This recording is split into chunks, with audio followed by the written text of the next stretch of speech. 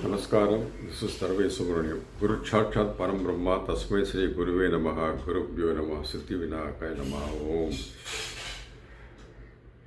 So far I have been talking on various subjects which you must have been hearing on logistics, supply chain management, Anmikam, children's stories, also on various subjects related to Vedas, Shastras, Dharma, science, etc., etc. I have also talked about Puranas, especially on Garuda Purana. Today I am going to once again go into Vedas, Shastra, Puranas and science.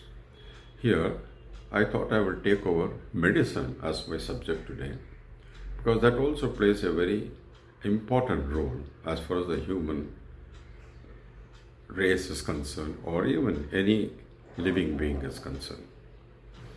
I will start with the Kural 127 of Thirukkural. Here, you might have all heard about it. It says, Yakakava Ravin, Nakaka Kavakal, Sogapur Solidika Pattu. There's only one meaning that has been given to this Quran.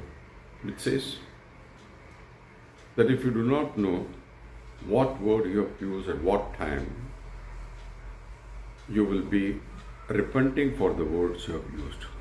In other words, if you can control your tongue, which controls your mind, then you will not use unnecessary words at any given time. But if you go a little bit deep into this, it can also say that your tongue controls your taste. So the taste and the tongue is also controlled through the mind.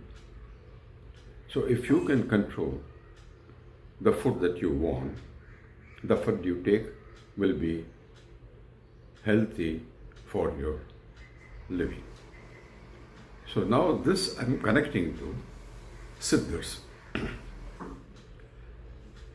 There have been a lot of Siddhas world over.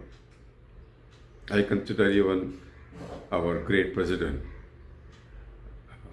Abdul Kalam sir, as also a Siddha, because he has created so many things for us in this country that we should be proud about, which he has invented through his scientific knowledge, and also he had a very deep knowledge about even our Vedas and Shastras. He's a great man. Now coming to the Siddhas, Siddhas have advised on one side, food is medicine, medicine is food. So what does it imply? If you see the food that we take, whether it is non-vegetarian or vegetarian, every item that we are taking has got certain chemical, mineral, vitamin and nutrient potentials. Now, if we can take this food as a medicine, then it says food is medicine and medicine is food. That means the moment you take that food as medicine, that food that goes into your system acts as a medicine to keep your body agile.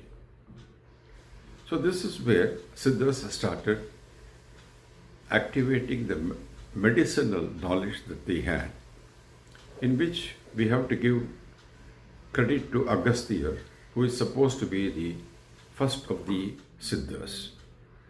And the god for all the Siddhas are only two, Shiva and Lord Muruga. Now, coming to how Siddha medicine has come in, because very few people go to the Siddha medicine today, but if you go into Chennai, I'm sure many of you would have come across IMCOPS, which is one of the greatest and most famous Siddha medicine Vaidyasala, perhaps in India or maybe in the world, I do not know.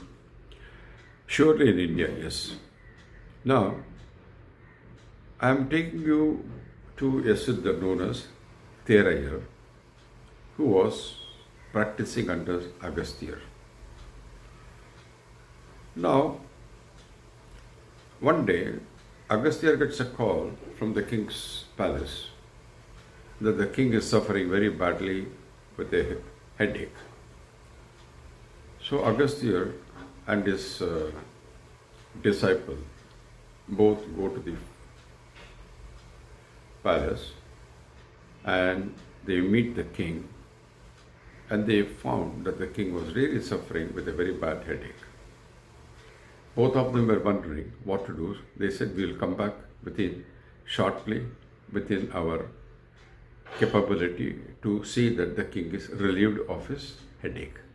They came back. So while doing some research on some herbal matter, Therayer had a pot of water with which he was actually splashing with his hand. And suddenly he got an idea and he went and told Agastya, "Sir, I suspect that a small animal-like item like Tere, they call it Tere, that's why he got the name as Therayer, must have gone into the head of the king, which we have to remove." Agastya had to give credit to his Sishya, so both of them go to the king. And this is perhaps the first open head surgery perhaps performed in this country. They, with the herbal medicines they had, they opened the head, or you can call open brain surgery. And when they opened, they found the steri was actually jumping around in that area, which is what was creating the nuisance and the headache to the king. Now the problem is how to take this out. So Agastya looked at his disciple and he said, "I'm coming now." He brought a pot of water and he started splashing the water. The moment the sound of the water went to Tere, it jumped from the brain area into the pot, and they closed the pot and took it away. And the second thing was closing of the area which they opened up with those herbal medicines they had, and the king was back to normal.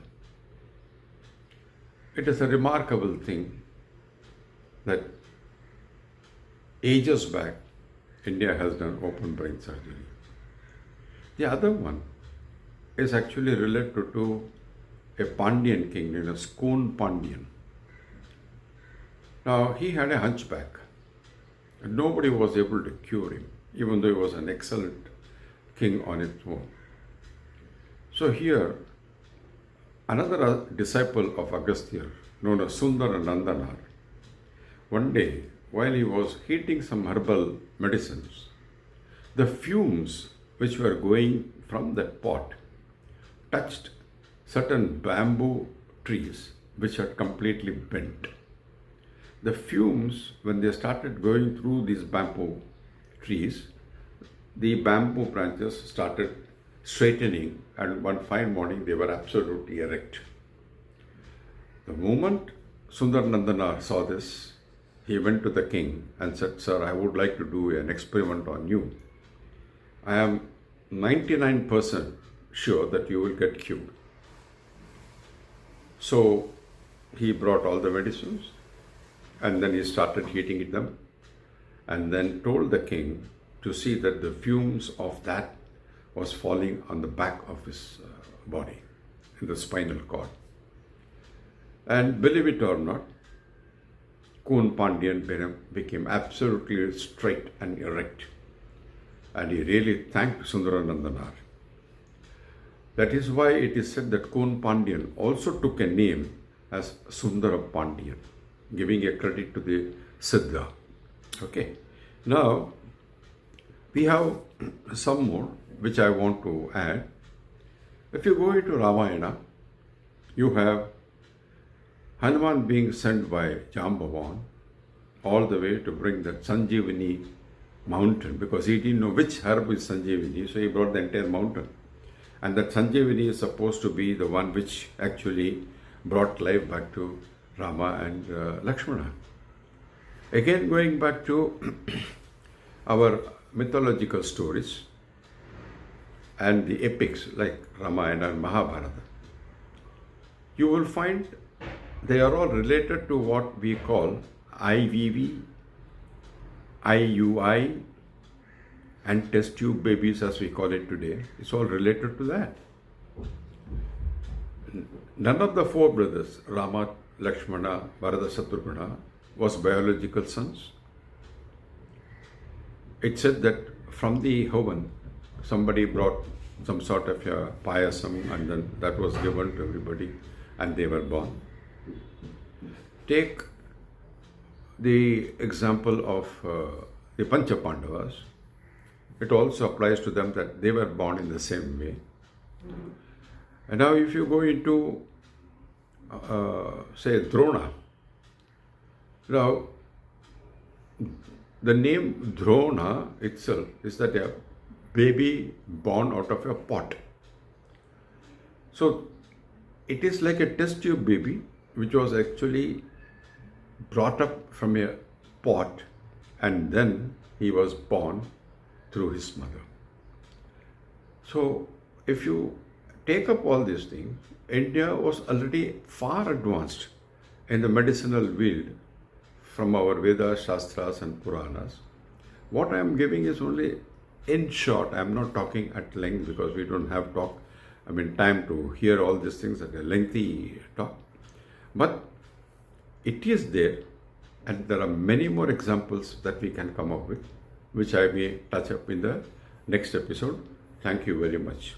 If you like this episode, please share, and certainly please subscribe. And thank you very much for listening.